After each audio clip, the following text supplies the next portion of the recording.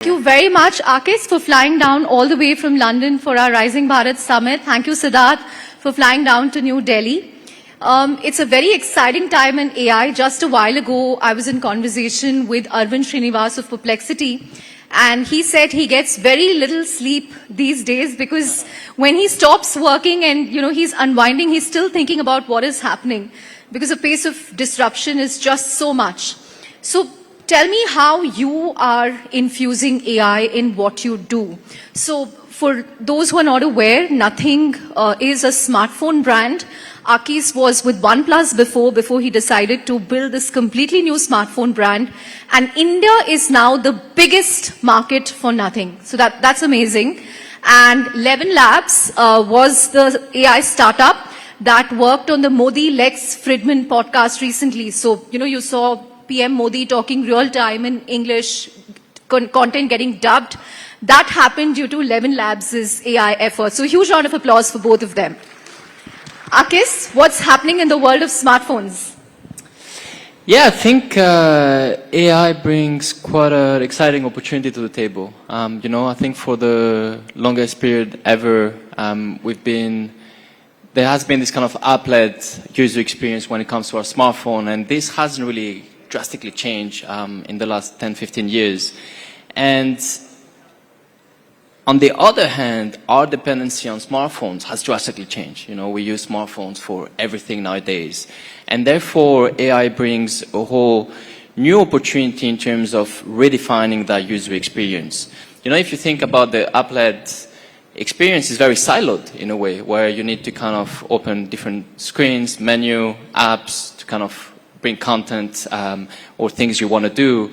Whereas AI, if applied thoughtfully on top of this experience, you will be able to kind of be a connective tissue between your intent and action, right? Your smartphone understands probably more than yourself, and basically it will help facilitate a user experience that's a lot more intentional, more contextualized, and also a lot more dynamic. Because if you think about the current experience in consumer tech products, those are kind of system forced onto the user. Whereas now we have the opportunity to be building systems that adapt to the users, because the way you would use a smartphone is probably different the way I would use a smartphone or the content I would consume. So that's what we're kind of working on. That shift will be happening in the next probably 10 years and in a gradual way. But at the end of the day, drastically changing the whole smartphone user So will we experience. be spending more time on smartphones than ever? I mean, smartphone addiction, screen addiction is already an issue. Is that only going to go up? Will we become slaves of the AI agents operating our smartphones? If anything, I think our smartphone usage will become a lot more intentional, right? Because now you're using apps or services that have their own agendas, right? Whereas in the future with AI, basically it will be systems that will adapt to your user experience. Even now social media, for instance, you open your social media, you see everything except content from your maybe best friend, because she's not posting so much, and it doesn't come into the algorithm. But in the future, that content will be from your best friend or family member, will be able to kind of be brought up straight onto your maybe home screen without having to open an app. So you kind of keep in touch with people that you meant to be in touch with when you first started using social media. That's where things are heading. So agendas won't be pushed onto you, but the user experience will be a lot more personalized, a lot more dynamic, and hopefully a lot more intuitive and intentional. Hopefully you'll be spending less time, or at least the time you'll be spending will be a lot more productive on your smartphone. Right. Siddharth, tell us about this podcast of Modi. How did you do this live AI dubbing? And what was interesting was typically when we see this happening live, right, someone else is doing the voiceover. But here it was PM Modi's own voice. So did you train it on his voice? How long did it take? Because it was a 3-hour interview. And it was like he was talking in his own voice. How did AI do that? First off, thanks for having me and ElevenLabs here at this event. Glad to be here. The Modi and Lex Friedman interview, it was a culmination of a journey for us, right? We're a 2-year-old, little over 2 years AI lab. We build our own audio and models. Which is already raised 250 million, valued at 3 billion in just 2 years. Exactly, that's right. So it's been an unbelievable year from January 23 when we put out our first model publicly to today where, here I am amongst all of you, right? So it's a fantastic journey.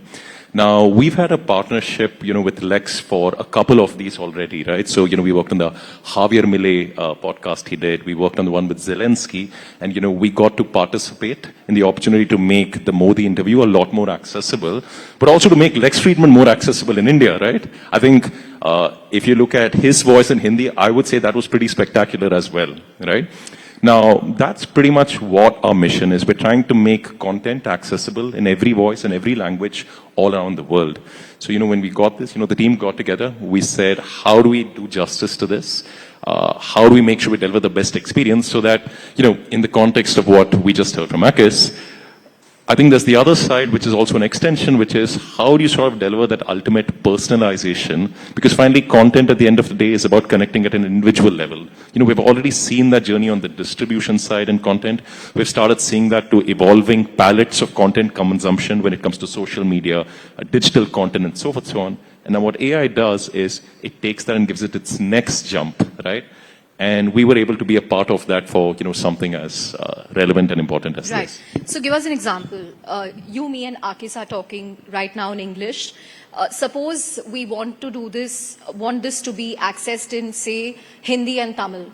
In our voices, like in Akis's voice Tamil, in your voice Hindi, my voice both. How long will it take for you? So the state of the technology is today that later today we could actually have this ready, right? We could... Why don't you do this for us? You could do this if you chose. If you want, after this, we could go create a Chandra voice clone. And okay, then... That is scary because it can be used in multiple ways. By you. Okay. So I think that's the other part which is important, right? You sort of put the power in the hands of the likeness IP voice owner in that sense. So, it's a liberator for you. You have your voice clone, and then you get to choose what the purpose is, and you get to use it in a way which makes sense for you and amplifies everything that you're doing today. Right. So how do you create those checks? Because what if somebody uses Siddharth's voice clone and starts sending notes to employees of ElevenLabs? How do you prevent that? What checks are you putting in place? So, I think we're in a category where from day one, we realize that responsibility has to be a part of the framework, right? From day one. So we've got our own responsibility framework, which is really around moderation, then, accountability, and then finally provenance. So today what we do is, for example, in the Mr. Modi voice clone example, which we just discussed, the average person can't go up onto ElevenLabs platform at least and then start generating clones and, creating mischief with that, right? We don't allow that, right? So we've got processes where as you sort of do this, first of all, you yourself are in the room and consenting. Number two, every generation is watermarked. And third, if there is a need to sort of track back a piece of content out there and verify, A, was it done in ElevenLabs, and B, what was the source of generation, we make that happen the whole way. And so, in fact, that matching, that's a 99% precision plus, right? How many of you would like to have voice clones, your clones of your own voices? Let's have a show of hands. Okay, how many of you are worried that it will be misused? Still a long way to go to gain trust, I think. I agree, but if you sort of look at these capabilities, we're in something that is maybe 2.5 years old. If you look at this whole category of generative AI, right? So like these things, I think everything is a story of time. Everything's a story of familiarity and comfort and usage. And everything's also a story of private and public entities sort of working together to evolve sort of the new standards, right? And you already start seeing some standards here in the space like C2PA, for example, digital fingerprinting and so forth, so on. So I think this is a journey that society, private actors, public actors go on together to sort of find that equilibrium which makes sense for people at large. Right. Akis, as a smartphone maker, what has the last week meant for you? This whole Trump tariffs has roiled public markets. People are too scared to look at their stock market portfolio these days. But as a smartphone manufacturer, you make in India, you make in China. I think in India you have partnerships with Dixon and BYD India. What has this meant for you? So yeah, as you said, for us, I mean, and especially at our scale, we started now kind of 4 years ago. India is our kind of main market, and we already kind of manufacturing everything here in India. So at this stage, quite limited in a way. So prices will not be impacted for now. Limited, yeah. Limited impact. Right. But we also understand that you're in the process of getting into this big joint venture in India. You're identifying manufacturing partners and, you could be investing a huge amount.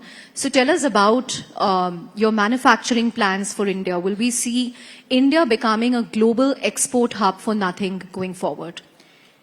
Yeah, we're very bullish on India, to be honest. When we started this company, the level of excitement and support we're getting out of India was crazy, to be honest. And I think this is due to the fact that India is one of the largest and youngest digital population. I think the level of expertise and knowledge that people have in tech here, is way beyond anywhere in the world. The questions we can ask about like processor, what type of RAMs, and users are so knowledgeable. So I think this kind of tech savviness, ever since we started, brought in this kind of organic traction as a new entrant in the tech space. And since then, our growth has been tremendous. Last year, we're the fastest growing smartphone brand in India, and I think the future is actually big. I feel that basically, India is at the verge of an entire new revolution when it comes to the smartphone industry. I think India will be quite rapidly at the forefront on the global stage. And for us, we want to be part of the journey. We can facilitate that journey. We've been in the industry for quite some time. Now we have already a big team here in Delhi and planning to aggressively expand. And again, the whole ecosystem, I feel, is very good as well. I think the government with, Make in India, Digital India, Startup India, there's been this kind of foundation in terms of a thriving tech ecosystem that will help to really kind of propel that growth, especially within the kind of smartphone industry. So yeah, we're quite excited and ramping up very rapidly in terms of our expansions plan here, both from an operation standpoint and manufacturing level. Right. What kind of unusual trends have you observed when it comes to smartphone buying in India? You said that, this is your fastest growing market. You've recently taken charge of the India market in addition to your other responsibilities. What has surprised you? Are you seeing demand come in from smaller cities, from, different age groups? What usage patterns have surprised you? So the average selling price is increasing year on year. So I guess this is mirroring the sort of growth of the local economy as well. And I think what people are demanding from the tech, from their kind of consumer tech products, start going beyond pure kind of functionalities. Or for the longest period of time, all the sort of new OEMs entering India were purely focusing on, value for money. Here are the specs. Here is the. Whereas I feel now, and we've seen that shift, and I think that's where why also nothing has been growing. People are buying more and more into experiences and more into aspirational brands. And I think that's where it sort of was the perfect match for a brand like us, because ever since we started has been really focusing on the user experience. Everything we've done has been from a user standpoint, because we started this company because we didn't feel excited about what the market had to offer. So every single product we ship to the market are products we're really proud of and products we'll be using ourselves. And that approach really helped kind of growing quite aggressively in India, and then the whole kind of design aspects, careful attention to things that go beyond the pure functionality of the products. We saw also that there was a lot of interest as well. And yeah, it's been going good so far. Will it be easy for you to break into the US market? Are people kind of bored of Apple there? I think it's another beast. It's another beast. I think we have already a lot to do here in India, and again, we're quite excited in the way that we're seeing India being at the forefront on the global stage of the smartphone industry. And if you think about it, history, there's been a lot of smartphone brands that were born out of the tailwinds of the big economies. It was first Apple with the Silicon Valley, China 10 years ago. We saw like a lot of like brands coming out of China, and we're definitely again quite bullish on the fact that India is next. So I think this is the place to be for the next 5 to 10 years when it comes to the smartphone. Wow, India is the place to be for the next 5 to 10 years. Maybe you should relocate from London soon. In the process actually. Great. Siddharth, voice is emerging as the new interface across smartphones, earbuds, smart home devices. People are very comfortable using audio messages for everything. So how do you see ElevenLabs integrating into that? Are you exploring partnerships there? For instance, will we see ElevenLabs and Nothing working together?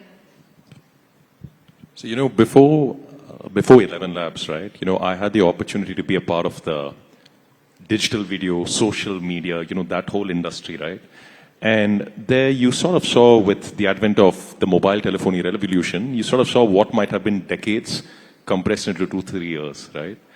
Right now, from our vantage point, if you sort of look at what is happening with AI and sort of professional enterprise consumer adoption, it is absolutely staggering. It is staggering. So if you think about it, the breadth of use cases, right? How it's cutting across industries, personas, it's just at a scale which is unbelievably exciting when you sort of think about that, right? And, India does have some very unique constructs which allow for this, right? So, for example, there may be 100-odd million podcast listeners today. You got video at 500, 600 million users. You have maybe 140, 150 million voice interactors with their devices, right? To the point that you spoke. The language, the linguistic, the dialect diversity, all of this is sort of the perfect recipe for this, right? Yesterday, Mr. Modi also talked about how we've got an unbelievably fertile content, podcast, creator ecosystem and media ecosystem in the country, right? So I think that's the perfect set of environment for a technology like us to really sort of find its home, and that's what we sort of see, right? So if I think about this, let's say, 6 months, 1 year, 2 years down the line, what do I think will play out? India, which already is, will continue to probably be one of our highest user and usage markets, number one.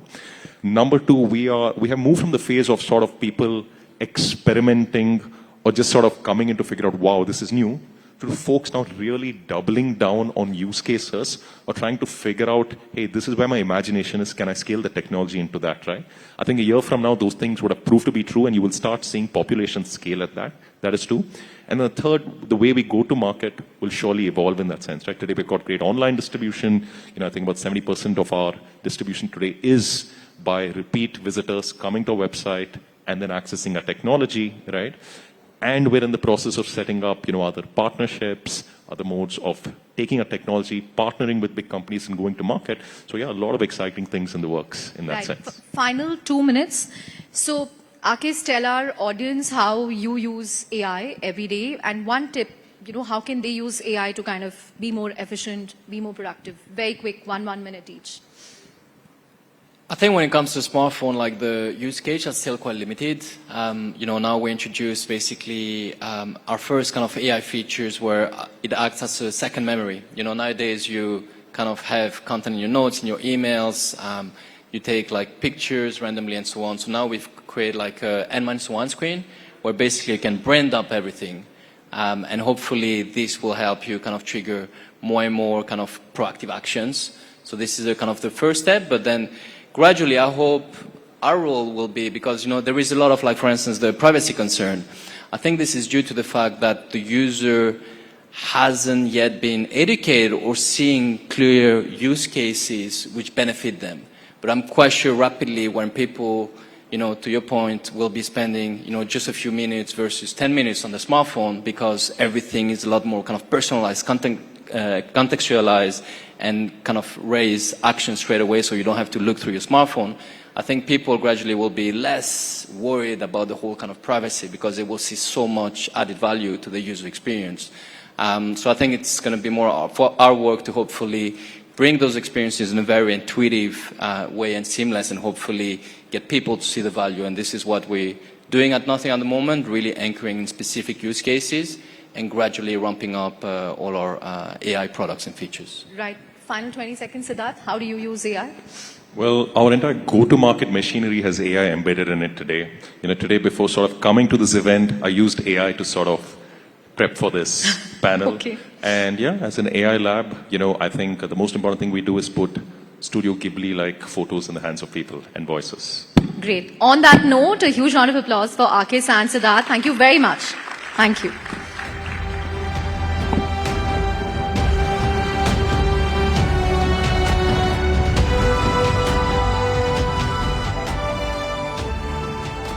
Thank you so much. All right, ladies and gentlemen, the next sentence I say is going to give you a clue as to what we're talking about next. Bharat has stamped its flag